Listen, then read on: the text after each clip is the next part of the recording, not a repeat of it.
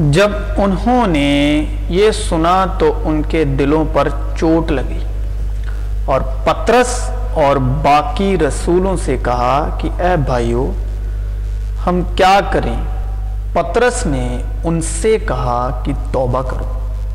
اور تم میں سے ہر ایک اپنے گناہوں کی معافی کے لیے یسوع مسیح کے نام پر بپتسمہ لے تو تم روح القدس انعام میں پاؤ گے، اس لیے کہ یہ وعدہ تم اور تمہاری اولاد اور ان سب دور کے لوگوں سے بھی ہے جن کو خداوند ہمارا خدا اپنے پاس بلائے گا۔ اور اس نے اور بہت سی باتیں جتا جتا کر انہیں یہ نصیحت کی کہ اپنے آپ کو اس ٹیڑھی قوم سے بچاؤ۔ پس جن لوگوں نے اس کا کلام قبول کیا انہوں نے بپتسمہ لیا اور اسی روز 3000 آدمیوں کے قریب ان میں مل گئے، اور یہ رسولوں سے تعلیم پانے اور رفاقت رکھنے میں اور روٹی توڑنے اور دعا مانگنے میں مشغول رہے، اور ہر شخص پر خوف چھا گیا،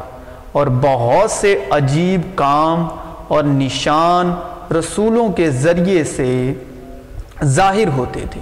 اور جو ایمان لائے تھے وہ سب ایک جگہ رہتے تھے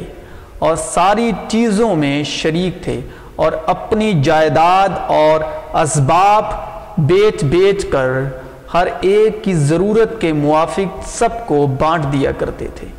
اور ہر روز ایک دل ہو کر ہیکل میں جمع ہوا کرتے، اور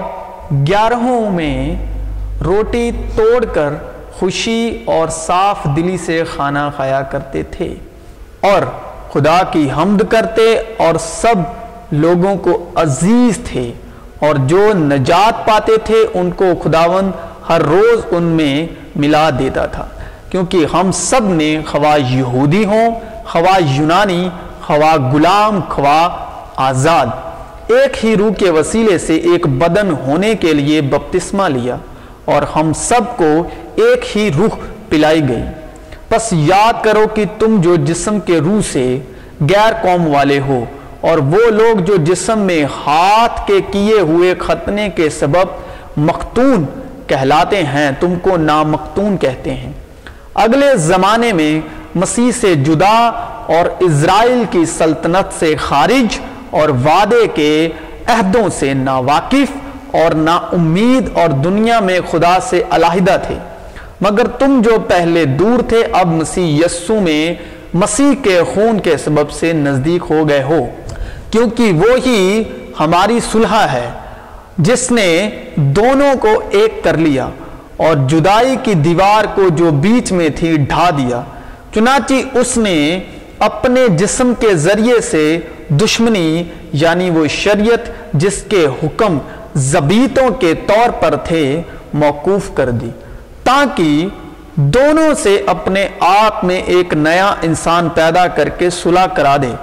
اور صلیب پر دشمنی کو مٹا کر اور اس کے سبب سے دونوں کو ایک تن بنا کر خدا سے ملائے، اور اس نے آ کر تمہیں جو دور تھے اور انہیں جو نزدیک تھے دونوں کو صلح کی خوشخبری دی، کیونکہ اس ہی کے وسیلے سے ہم دونوں کی ایک ہی روح میں باپ کے پاس رسائی ہوتی ہے۔ پس اب تم پردیسی اور مسافر نہیں رہے بلکہ مقدسوں کے ہم وطن اور خدا کے گھرانے کے ہو گئے، اور رسولوں اور نبیوں کی نیو پر جس کے کونے کے سرے کا پتھر خود مسیح یسوع ہے تعمیر کیے گئے ہو، اسی میں ہر ایک عمارت مل ملا کر خداوند میں ایک پاک مقدس بنتی جاتی ہے، اور تم بھی اس میں